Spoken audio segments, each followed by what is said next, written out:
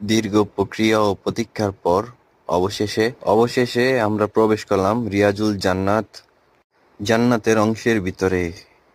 দুনিয়াতে থাকা দুনিয়াতে থাকা জান্নাত তো বেহেশত বলা হয় এই পবিত্র জায়গাটিকে। এইখানে প্রবেশ করার অনুভূতি বলে বোঝানোর মতো নয়। কিভাবে প্রকাশ করব মনের যে অনুভূতি, তা আসলেই আমার অজানা। রিয়াজুল জান্নাতে প্রবেশ করেই 2 রাকাত নামাজ আদায় করলাম আমরা। সত্যি সত্যি এখন আমি জান্নাতে অবস্থান করছি। এরপর দু চোখ ভরে দেখতে থাকলাম জান্নাতের অংশ। আর এইখানের পরিবেশও একেবারেই জান্নাতি। এটি মহানবী সাল্লাল্লাহু আলাইহি ওয়াসাল্লামের রওজা মোবারক। এই রওজার সামনে যে খালি জায়গাটি দেখতে পাচ্ছেন এটাই জান্নাতের অংশ।